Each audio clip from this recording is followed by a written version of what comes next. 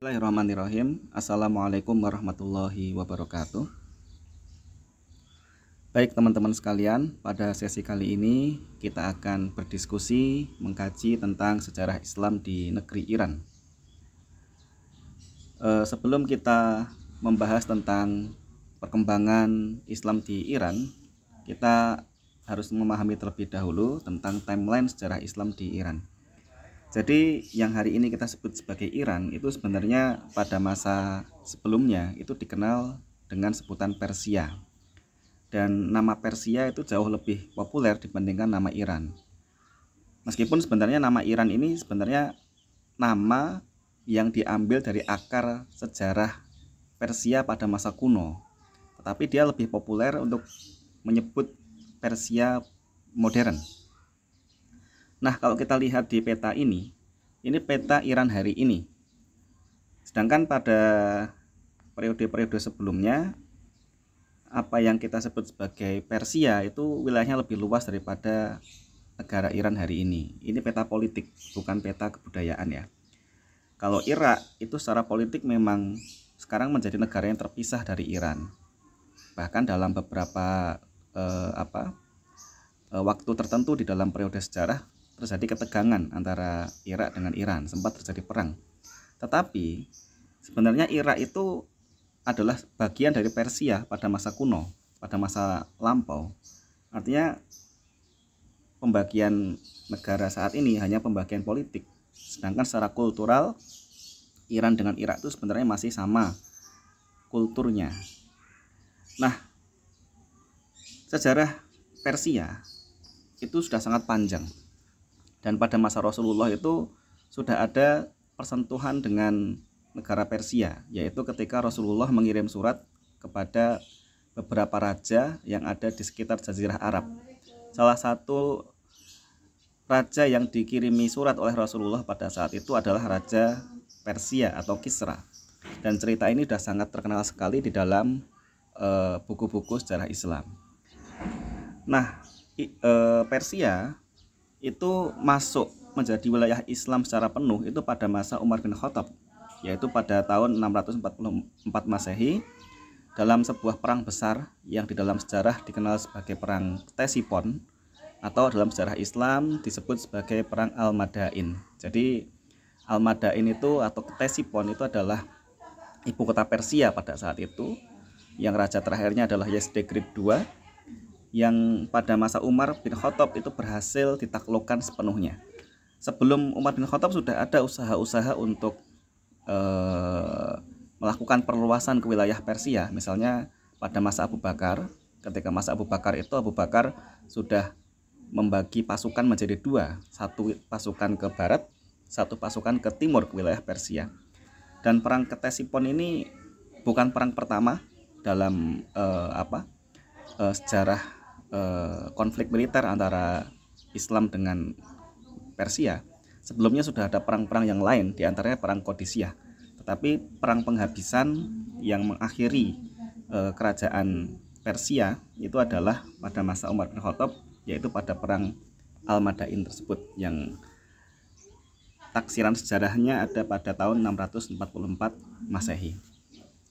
Nah, sejak tahun itu kemudian wilayah Persia ya, itu menjadi bagian dari wilayah Islam, tapi dia bukan menjadi ibu kota, artinya dia hanya menjadi provinsi. Kemudian pada masa berikutnya, terutama pada masa Abbasiyah, Persia ini memiliki kedudukan yang sangat krusial, terutama kedudukan dari sisi kebudayaan. Karena sebagaimana yang kita pahami bahwa ibu kota Abbasiyah itu ada di jantungnya Persia, yaitu di kota Baghdad.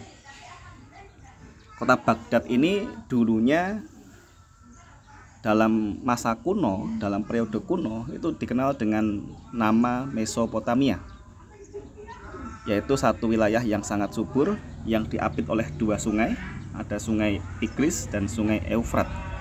Dan Mesopotamia ini adalah salah satu dari induk kebudayaan umat manusia di dunia. Salah satu dari induk artinya yang salah satu dari yang tertua gitu ya, di samping lembah Sungai Nil dan lembah Indus di India. Nah, pada masa Arab, Mesopotamia ini lebih dikenal dengan sebutan Baghdad.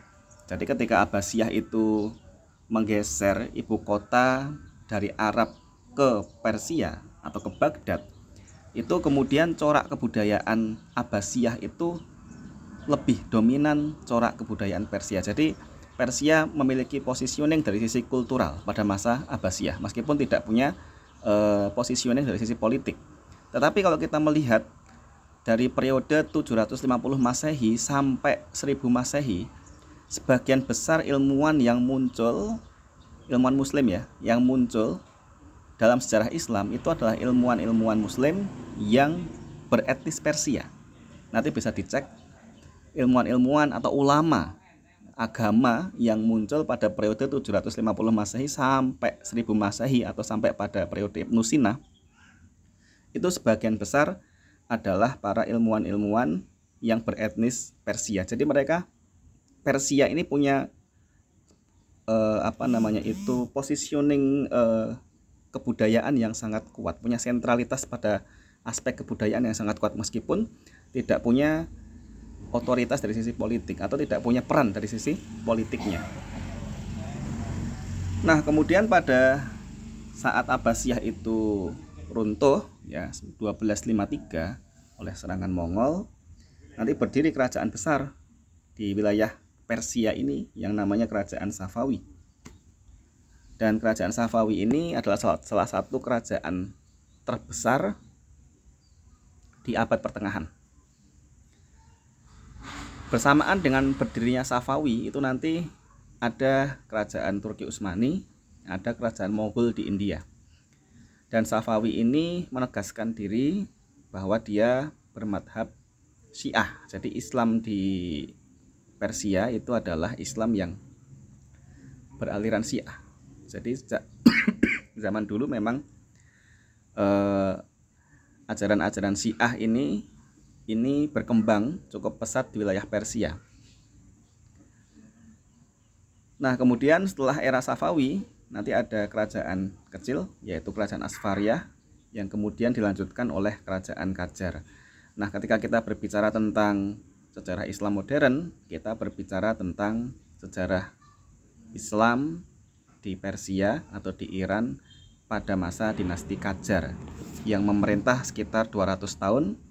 Dan selama 200 tahun itu dipimpin oleh 7 syah ya. Jadi di Persia itu raja itu digelari sebagai syah. Kalau di Rusia itu raja disebut sebagai tsar pada masa itu. Kalau di Utsmani di Turki itu disebut sebagai sultan. Dan seterusnya. Masing-masing wilayah punya, masing-masing kerajaan punya penyebutan yang berbeda-beda. Nah, ketika kita berbicara tentang sejarah sosial pada masa dinasti Qajar, selama 200 tahun dinasti Qajar ini memimpin dari zaman Muhammad Khan atau Agho Muhammad Khan, kemudian nanti dilanjutkan oleh Fathullah Shah dan seterusnya sampai sultan terakhirnya yaitu Ahmad Shah. Itu 200 tahun periode kepemimpinan Qajar itu adalah kepemimpinan yang tidak sentralistik. Jadi ada ketegangan antara 3 kutub ya, antara negara, agama, dan kesukuan. Jadi kalau kita berbicara pada sejarah sosial dan sejarah politik di Iran modern itu berakar pada 3 ini, negara, agama, dan kesukuan. Jadi agamawan di sini maksudnya adalah ulama atau mullah ya. Kalau di Indonesia menyebutnya kiai, kalau di Iran menyebutnya mullah. Mullah itu adalah ulama Islam yang alirannya Syiah. Di sana disebutnya sebagai mullah. Agamawan itu memiliki otoritas yang tinggi dan otoritasnya itu otonom, artinya dia tidak selalu dipengaruhi oleh negara. Jadi otoritas para agamawan itu tidak bisa dikontrol sepenuhnya oleh negara. Jadi rezim Qajar atau dinasti Qajar itu dalam sejarah panjangnya itu itu berhadapan-hadapan dengan agamawan pada satu sisi dan pada kepala-kepala suku pada sisi yang lain.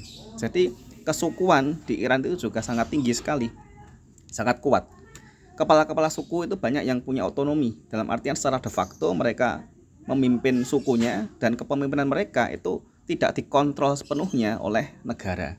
Jadi negara itu seperti tidak memiliki legitimasi yang kokoh di dalam struktur sosiologis masyarakat Iran modern pada masa dinasti Qajar itu. Nah, tetapi pada masa dinasti Qajar itu pula terjadi modernisasi di Iran. Kalau kita melihat modernisasi di Iran itu dilakukan karena banyak faktor, diantaranya karena faktor reformasi di Turki.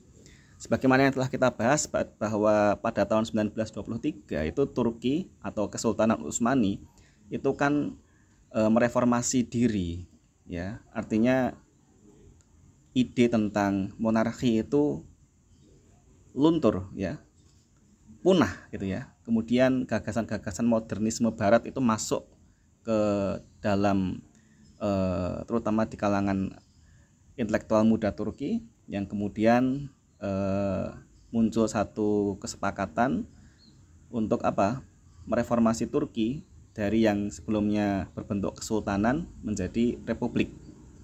Dan dalam sejarah negara Islam, Turki ini adalah negara republik pertama. Jadi ada faktor-faktor yang sifatnya eksternal yang mendorong modernisasi di Iran. Dan modernisasi di Iran ini pada masa Qajar itu lebih banyak pada bidang pada bidang sarana prasarana seperti pembangunan rel. Nanti banyak intervensi asing yang bermain di sini, misalkan Rusia, Inggris itu mencari pengaruh masing-masing, ya, jadi bersaing di Iran, yang kemudian terjadi pembagian. Rusia itu menguasai bagian utara Iran, kemudian Inggris menguasai bagian selatan Iran. Jadi ada faktor-faktor eksternal yang mendorong modernisasi di Iran. Di antaranya adalah reformasi di Turki yang pertama. Kemudian yang kedua, faktor eksternal yang juga turut mendorong modernisasi di Iran adalah terbentuknya negara-negara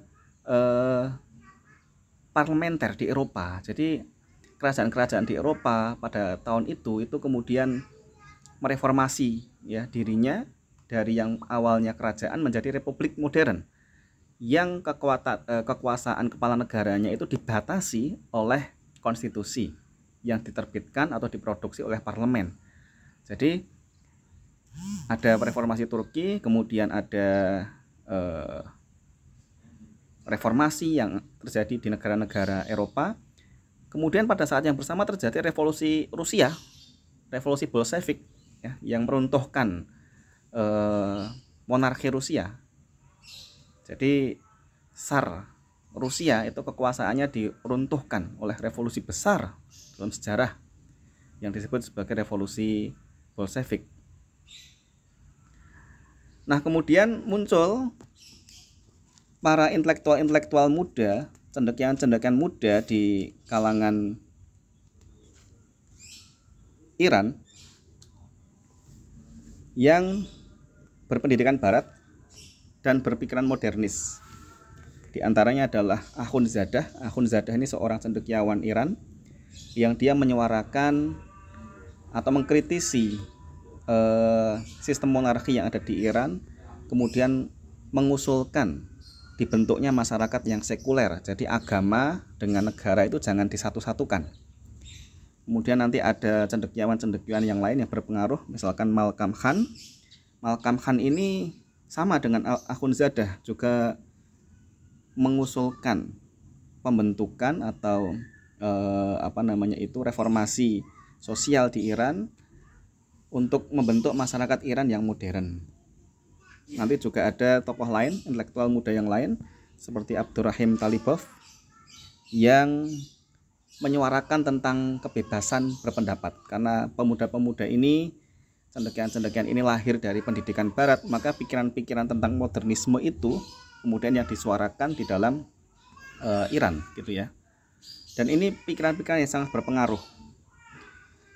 Nah, teman-teman sekalian, salah satu momentum penting di dalam sejarah Islam modern itu adalah ketika terbentuknya Dewan Konstituante di Iran, yaitu pada tahun 1906. Sebelum terbentuknya Dewan Konstituante ini, itu rezim Qajar, ya, dinasti Qajar itu punya kekuasaan yang absolut. Jadi para syah di Qajar, dari Syah Aga, Muhammad Khan, Fathullah, Muhammad Syah, sampai pada Sultan Muhammad Ali Syah, itu punya kekuasaan yang sangat absolut, ya, yang sangat absolut. Dalam artian kekuasaan Syah itu adalah kekuasaan eksekutif, kekuasaan yudikatif, dan kekuasaan legislatif sekaligus. Nah, dengan munculnya ide-ide modernis dari intelektual-intelektual di Iran, itu kemudian mendorong terbentuknya Dewan Konstituante di Iran. Dewan Konstituante ini terdiri dari representasi pedagang, representasi pengrajin, representasi agamawan. Jadi banyak kebijakan di Iran itu pada masa Qajar itu yang dikeluhkan oleh para pedagang, dikeluhkan oleh para pengrajin. Misalnya kebijakan impor, ya, itu kan merugikan pedagang secara langsung dan juga merugikan pengrajin yang selama ini dia punya produk, ya, punya produk kerajinan yang dijual ke luar negeri.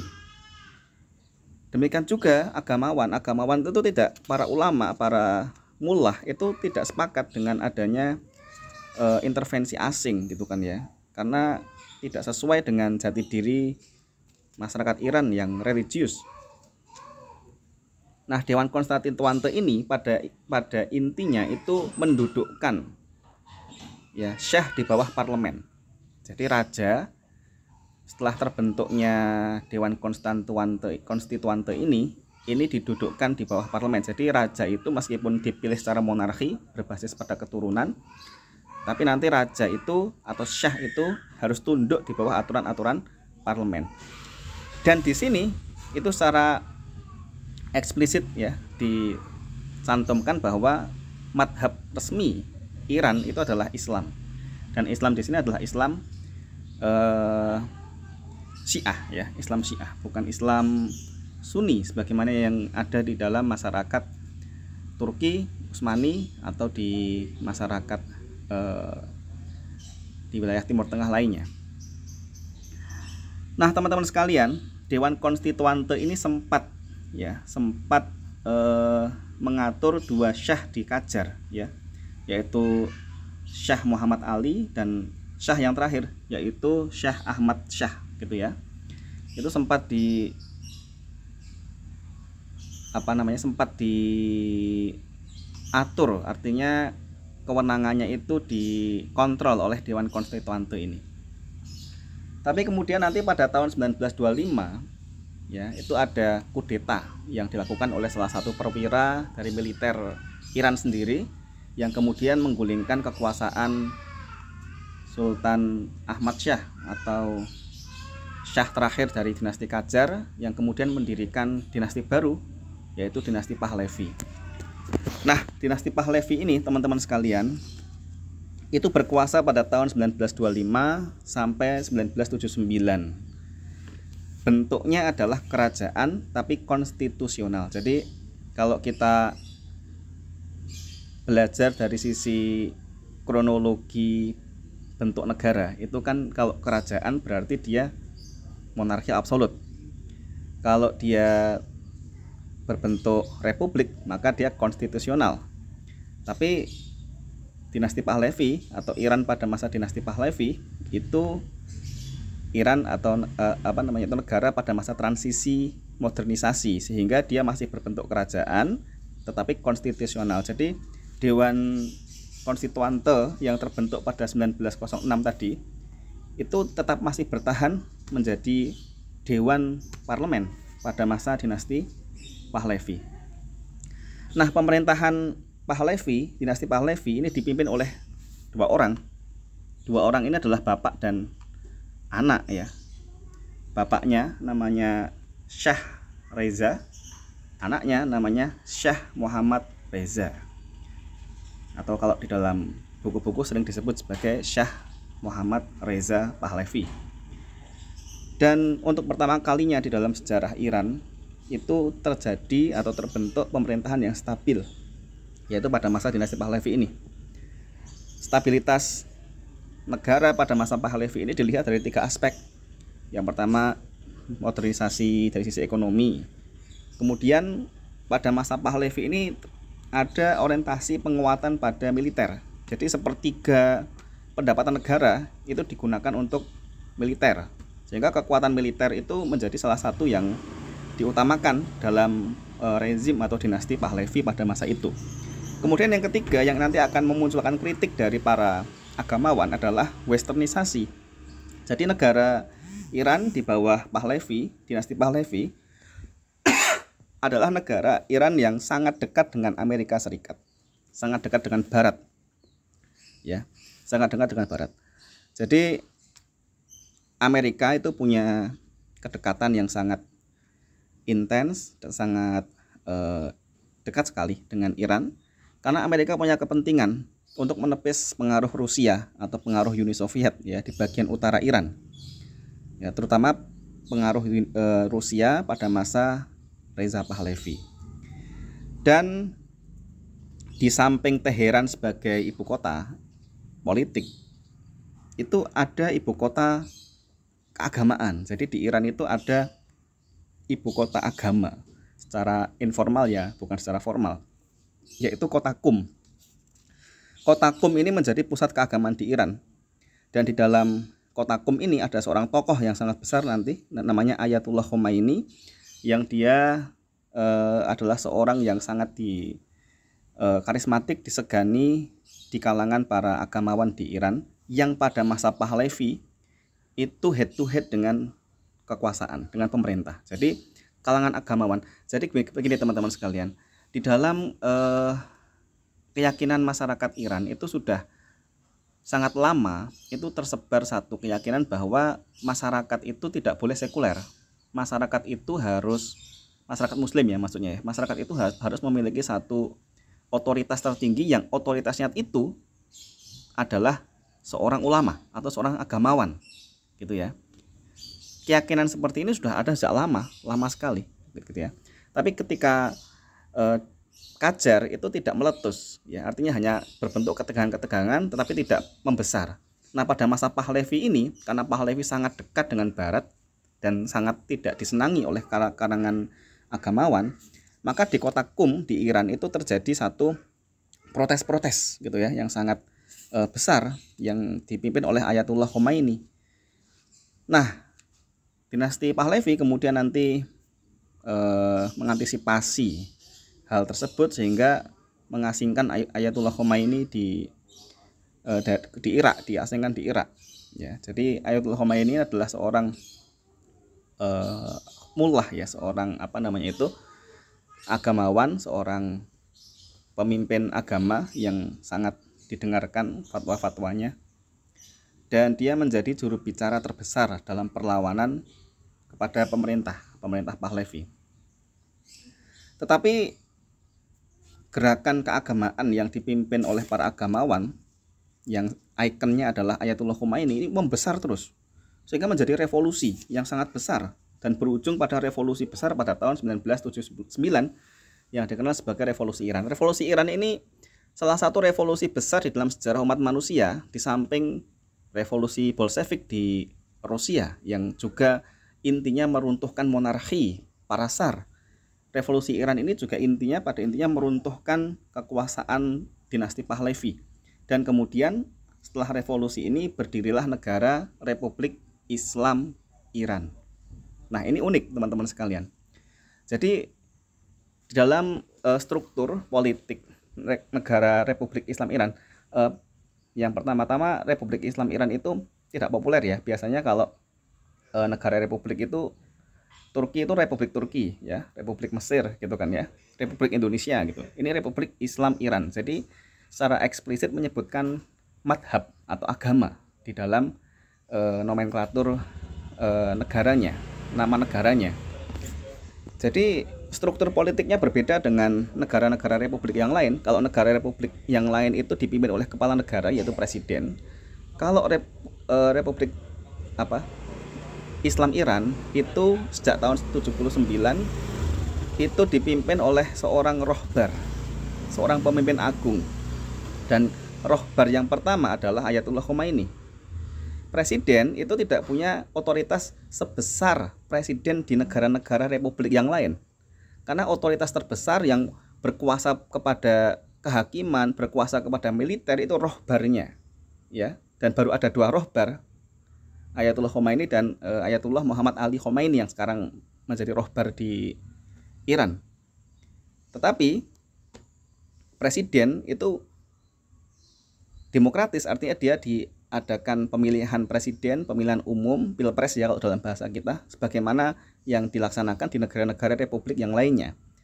Masalahnya di Iran itu presiden itu terpilih dan otoritasnya tidak sekuat presiden-presiden yang lain. Artinya tetap bagaimanapun juga seorang presiden itu adalah orang yang harus bertanggung jawab kepada rohbar, yang berkuasa sesungguhnya adalah rohbar. Nah, ini jadi uniknya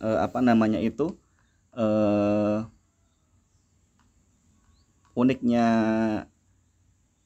struktur politik di negara Iran. Jadi kalau sekarang presiden Iran Ibrahim Raisi, sebelumnya ada presiden Hasan Rouhani, sebelumnya ada presiden Mahmud Ahmadinejad, itu otoritasnya tidak sebesar rohbar, karena yang berkuasa di Iran secara struktur resminya itu adalah rohbarnya.